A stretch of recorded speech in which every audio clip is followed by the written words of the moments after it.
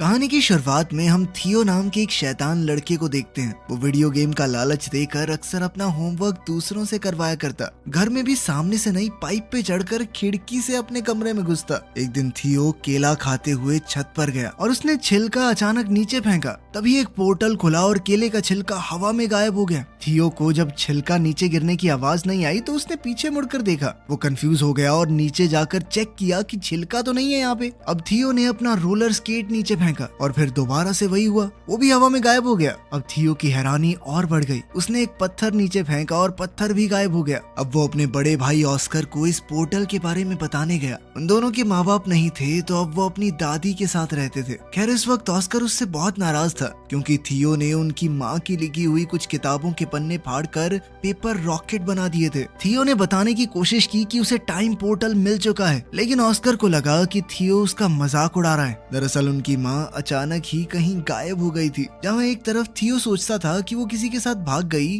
वहीं ऑस्कर का मानना है कि वो एक काबिल साइंटिस्ट हैं जो कि टाइम पोर्टल्स को ढूंढ रही थी और शायद अब किसी और समय में फंस चुकी हैं। वो उनकी रिसर्च को समझकर अपनी माँ को वापस लाना चाहता था। अब दोनों भाइयों में लड़ाई बढ़ती जा रही थी। इसी बीच दादी ने उन्हें कुछ खाने के लिए बुला लिया। दादी के आगे वो दोनों शांत रहे, लेकिन दादी के जाते ही दोबारा बहस शुरू हो गई। ऑस्कर ने गुस्से में थियो को एक आधी गाली बक दी, जिसके बाद थियो ने गुस्से में ऑस्कर का टर्टल पोर्टल में फेंक दिया। ऑस्कर बेचैन होकर हर जगह अपने प्यारे टर्टल को ढूंढने लगा, जिसके ना मिलने पर ऑस्कर ने हर जगह अपने टर्टल के मिसिंग पोस्टर्स लगाए। ऑस्कर उस टर्टल के बहुत करीब था। वो उससे अलग होकर बस रोता रहता। जल्द ही थियो को अपनी गलती का एहसास हुआ और उसने सब कुछ ठीक करने के लिए पोर्टल में कूदने का सोचा। पोर्टल में कूदते ही थियो भी वहां पहुंच गया जहां सब कुछ पड़ा था जो उसने पोर्टल में फेंका था। टर्टल भी वहीं पर था। थियो टर्टल को लेकर घर चला गया और वापस वहीं रख दिया, जिसके बाद वो चुपचाप सो गया। लेकिन अगली सुबह कुछ बहुत अजीब हुआ। थियो अभी सो ही रहा था, लेकिन ऑस्कर काम के लिए तैयार हो गया। अब ऑस्कर की उम्र काफी बढ़ चुकी थी। थियो दरअसल उस पोर्टल की मदद से 1990 से 2022 में आ गया था। यहाँ ऑस्कर एक फिजिक्स का प्रोफेसर है। जल्द ही ऑस्कर डेविड नाम के एक आदमी की दुकान पर कुछ सामान लेने गया।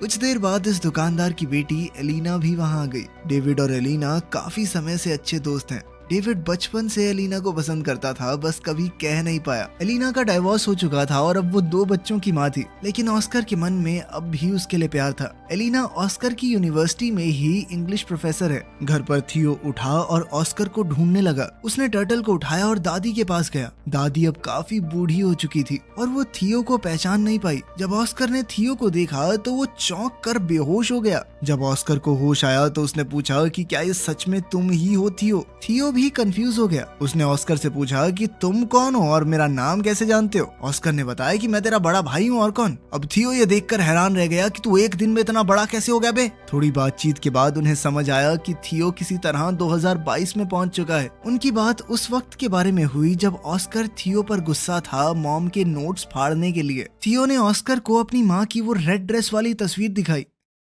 थियो अब परेशान होकर 1992 में वापस जाना चाहता था क्योंकि उसे डर था कि अगर लेट हो गया तो दादी उस पर चिल्लाएगी। थियो छत पर गया ताकि वो पोर्टल में वापस कूद पाए, लेकिन जैसे ही उसने पत्थर फेंका वो गायब हुआ ही नहीं। ये वाला पोर्टल तो 2022 में बंद हो गया था। थियो परेशान हो गया कि वो पोर्टल बंद कैसे हो सकता है। इस पर ऑस्कर ने उसे समझाया कि टाइम ट्रैवल इतना सीधा नहीं है। जिस रास्ते तुम यहाँ पर आए हो जरूरी नहीं वो पोर्टल वापस भी जाता हो। अब ऑस्कर ने सोचा कि एक नया पोर्टल ढूंढना पड़ेगा ताकि 2022 से 1990 में वापस जाया जा सके। इस बारे में जानकारी इकट्ठा करते हुए ऑस्कर थियो को अपने सीनियर प्रोफेसर के पास ले गया। उसने बताया कि 2022 में साइंस और टेक्नोलॉजी ने काफी तरक्की कर ली है, लेकिन टाइम पोर्टल जैसी कोई चीज नहीं हो सकती। प्रोफेसर की बात सुनकर दोनों भाई वहाँ से वापस आ गए। थियो मॉडर्न दुनिया को देखकर काफी हैरान था। उसने ऑस्कर का फोन देखकर पूछा कि ये क्या है। ऑस्कर ने समझाया कि ये एक फोन है, लेकिन पुराने फोन्स की तरह इसमें नंबर घुमाने नहीं पड़ते, ना ही इसमें कोई तार है। ऑस्कर ने थियो को शांत करवाते हुए कहा कि अभी हमें पोर्टल को ढूंढने पर ध्यान देना चाहिए। तुम्हें 1990 में वापस जाना है कि नहीं? तभी थियो ने ऑस्कर को बताया कि मुझे हाथ से लिखी हुई एक लिस्ट मिली थी माँ के पेपर्स में, जब मैं वो रिसर्च वाले पन्ने फाड़कर रॉकेट बना रहा था।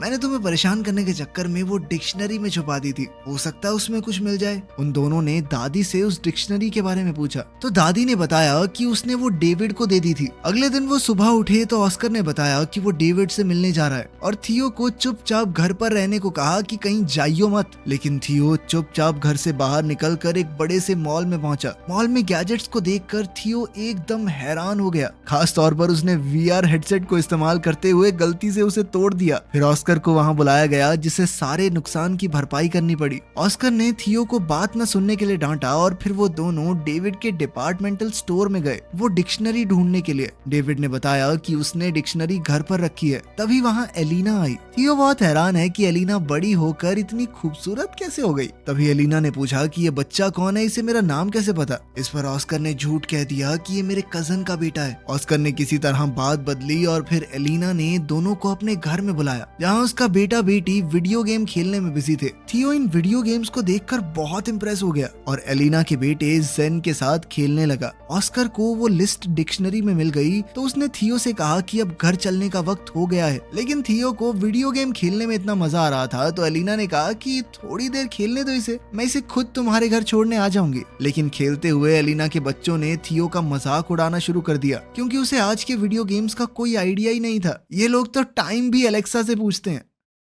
वापस जाकर थियो और ऑस्कर काम पर लग गए। छत पर जाकर ऑस्कर ने बताया कि लिस्ट में अलग अलग पोर्टल्स की जगह बता रखी है। इन दोनों ने बताई हुई जगहों पर चीजें फेंक कर टाइम पोर्टल्स को ढूंढने की कोशिश की लेकिन कुछ नहीं मिला। ऑस्कर को लगा उसने कैलकुलेशंस में कुछ गलती की है और वो दोबारा से कैलकुलेशंस करने लग गया। इस दौरान थियो उससे पूछने लगा कि तुम हमेशा अकेले क्यों रहते हो और कोई दोस्त वगैरह नहीं है तुम्हारा, और खासकर एलिना को अपनी फीलिंग्स क्यों नहीं बताई आज तक। ऑस्कर ने कैलकुलेशंस करते हुए जवाब दिया कि भले ही एलिना का डिवोर्स हो गया है लेकिन मुझे नहीं लगता हमारे बीच में बात बन सकती है। बिना ऑस्कर को बताए थियो ने ऑस्कर के फोन से मैसेज करके डेविड, एलिना और एलिना के बच्चों को घर पर डिनर के लिए बुला लिया। जब ये लोग दरवाजे पर आए तो ऑस्कर सबको देखकर चौंक गया। थियो ने बताया कि मैंने सबको फोन करके बताया और ऑस्कर उसकी शैतानी समझ गया। उनकी इस मुलाकात में ऑस्कर और एलिना एक दूसरे के करीब आ गए और अगले दिन एलिना थियो को शॉपिंग भी करवाने ले गई, उसे नए कपड़े दिलवाने। ट्रायल रूम में थियो हमेशा की तरह फुटबॉल की मजाकिया कमेंट्री कर रहा था।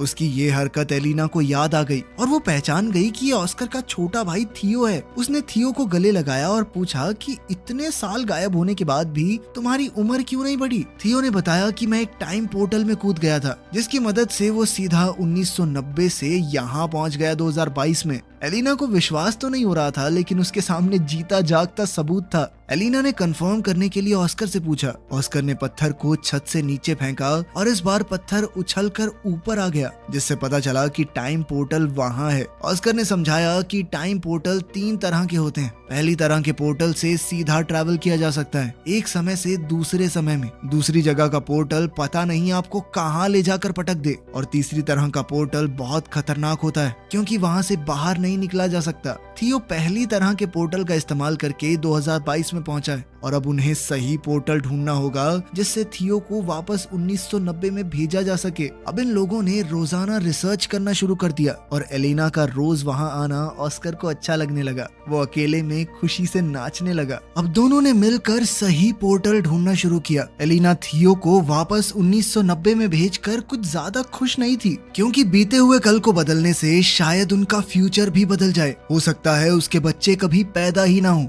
वो अपने बच्चों से बहुत प्यार करती थी लेकिन ऑस्कर ने उसे वादा किया कि थियो के वापस जाने से तुम्हारी जिंदगी पर कोई असर नहीं होगा। वो पूरी कोशिश करेगा कि एलेना की जिंदगी के साथ कोई छेड़छाड़ ना हो। अब वो लोग सोच में पड़ गए कि किस तरह ऐसा कुछ किया जाए कि दोनों टाइमलाइन जैसी हैं वैसी ही रहें। अब थियो ने दिमाग लगाया और अपनी माँ के लिखे हुए कोऑर्डिनेट्स को क्रैक करने के लिए उसने एलेना के बच्चों की मदद ली क्योंकि अगर वो उनकी मदद से बीते हुए कल में जाएगा तो ये पक्का हो जाएगा कि वो फ्यूचर में पैदा होंगे क्योंकि अगर वो ना होते तो वो कभी पास्ट में पहुंच ही ना पाता।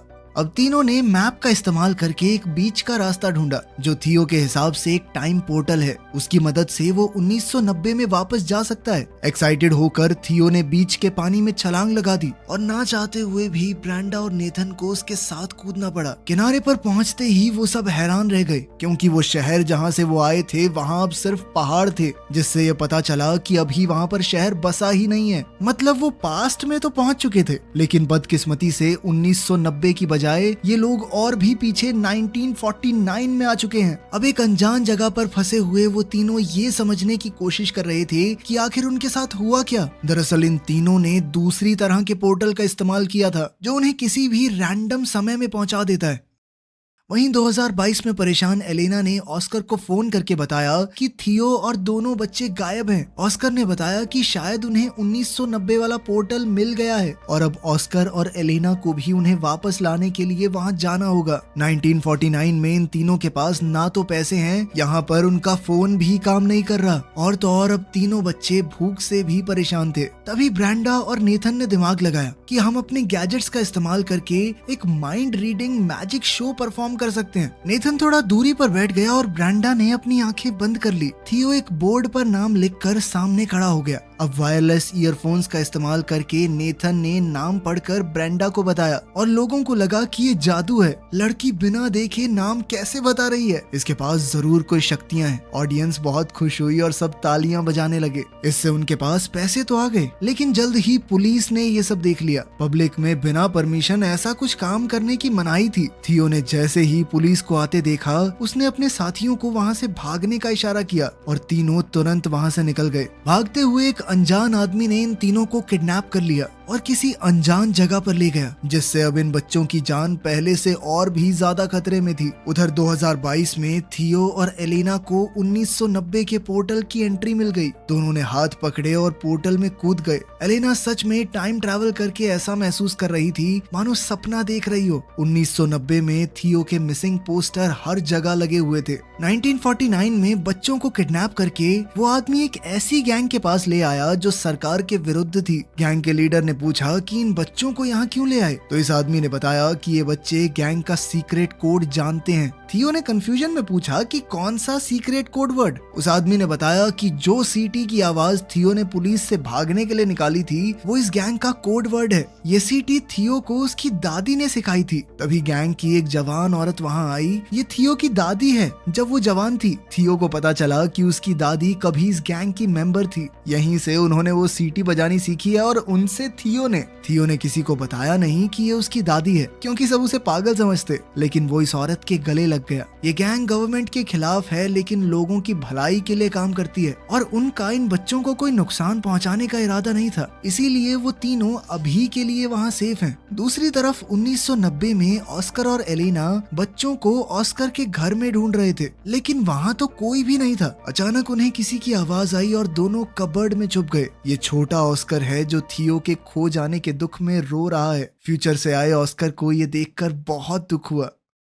1949 में तीनों बच्चे उस गैंग के रहन सहन में ढलने शुरू हो गए थे, क्योंकि उन्हें लग रहा था कि वो जिस पोर्टल से यहाँ आए हैं वापस नहीं जा सकते। थियो की जवान दादी भी उनके साथ है, इसलिए थियो को ढलने में ज्यादा मुश्किल नहीं हो रही थी। थियो ने मौका देखकर अपनी दादी से कहा कि हमारे साथ एक फोटो ले लो और साथ ही अपनी दादी से कहा कि इस फोटो को हमेशा संभाल कर रखना। जब आप बूढ़े हो जाओगे तब भी इसे फ्रेम करवा के रखना। इससे साल 1990 में दादी के फोटो फ्रेम में अचानक चेंज आ गया। अब इस फोटो में थियो, ब्रेंडा और नेथन भी दादी के साथ हैं। थियो ने 1949 में इस फोटो के पीछे टाइम पोर्टल के कोऑर्डिनेट्स भी लिख दिए, जिससे 1990 में मौजूद ऑस्कर और एलेना को उसे ढूंढने में मदद मिल जाए। अब ऑस्कर और एलेना को लगा कि उन्हें वापस 2022 में जाना होगा ताकि वो सही पोर्टल से 1949 में पहुंच सकें और तीनों बच्चों को बचाकर वापस ला सकें। एक बार 1949 में पहुंच गए तो सब लोग 2022 में जाएंगे और वहां से थियो को 1990 में वापस भेज देंगे। ऑस्कर और एलेना पहले 2022 में वापस गए और थियो के दिए हुए कोऑर्डिनेट्स का इस्तेमाल करके 1949 में पहुंचे।